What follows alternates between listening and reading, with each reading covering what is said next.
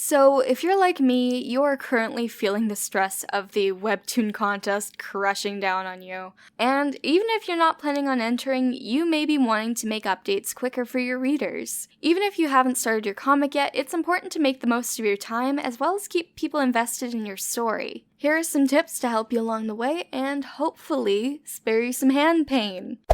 Okay, so the first tip I can give is to understand and learn how much focus each part of the process demands from you. If you're like me, you're always watching Netflix or listening to audiobooks while you work, which is great for more monotonous tasks like coloring, in which I find my mind wanders too much if I don't have some background noise. But when it comes to doing the first sketch and laying out my page, I can't have any distractions. If you also have this issue, I recommend having multiple pages on the go, so when you're ready to focus, you can crank out some roughs or storyboarding, and when things start to drag, you can put on some YouTube and work on your line art. Everyone's different in this area, so find what works for you. This is just my personal process.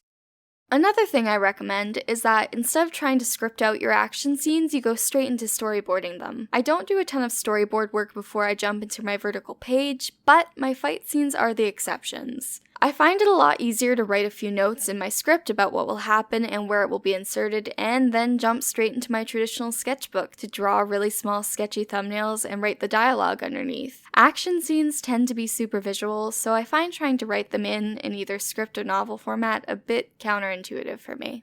Similarly, I find it helpful during my roughing stage to grade my panels by importance. What I mean by that is I'll scroll through my entire comic after I've roughed it out and decide which panels are the most important story-wise and deserve the most attention. Not all your panels need to be A tier, but if your story has been building up to the couple's first kiss, you want your audience to be rewarded with some nice art for it. A simple back and forth conversation can afford to be less detailed.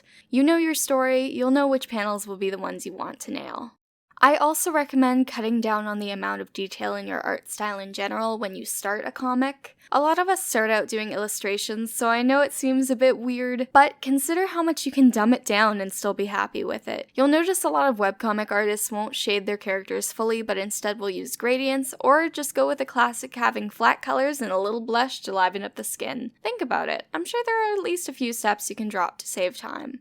I also recommend you do the same thing with your character designs during pre-production. Keep in mind you are going to be drawing this character hundreds of times over, and it will become a pain if you don't simplify it from the get-go. If you do want very fancy detailed clothing, eyes, jewelry, etc., I recommend finding or making brushes and assets for those elements. Consider also having a limited wardrobe for your character, maybe a school uniform or something similar. This will make it easy to reuse shots without having to edit too much. Which, yes, you should be reusing and tracing your old panels. This will get a bit easier once you start to build a backlog, but I cannot underestimate how much time this saves.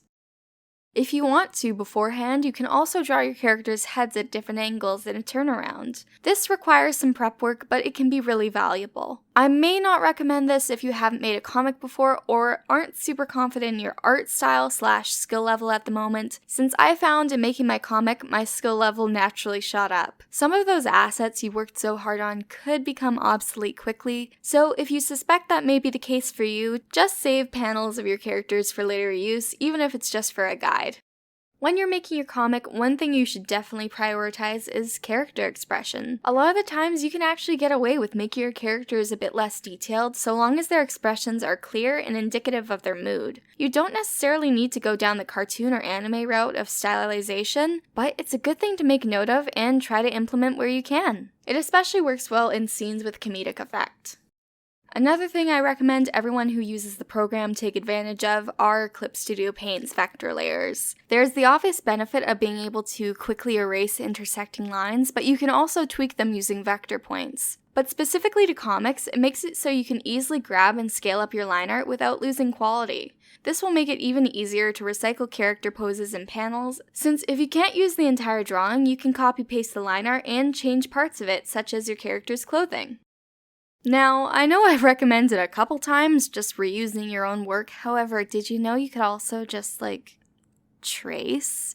Now let me clarify, I'm not suggesting you commit art theft here. Don't trace anything you don't have the rights to use. However, any pictures you take yourself, CSP assets including 3D models, And some stock photo sets, so long as you read the terms of use, are fair game. Big thing is understanding what you're legally allowed to use. There are a lot of artists who contribute free assets or sell them specifically to be used in this manner. So please just make sure you are using these resources correctly and legally. This includes fonts. Not all fonts are free for commercial use. Similar to tracing, I recommend you avoid drawing backgrounds as much as possible. 3D models are going to be your best friend, whether you're getting them off the assets store, buying SketchUp models off Acon 3D, or making them yourself in a free program like Blender. There are a lot of options, some taking more initial time or monetary investment than others. Whatever you choose, I assure you it'll be worth it. Lastly is something I think most people in the community know already, but it is how to export your pages. CSP has a built-in Webtoon export feature where you can choose how your episode is chopped up. It has the advantage of not having to export the full size first. However, if you can't use that, I recommend Croppy. It's just a matter of uploading your long files and it will chop it up for you and give you a zip file with your images ready for upload. I find it easier to work in one big long file since my computer can handle it, and it makes scene transitions a lot easier for me. However, I know not everyone can do that with the device they work on, so I recommend you plan your page sizes according to what works best for you.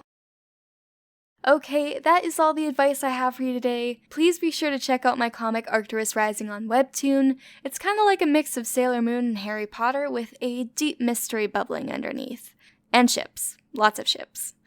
Thank you to my $10 and up Patreon members, Evil-chan and Kovi.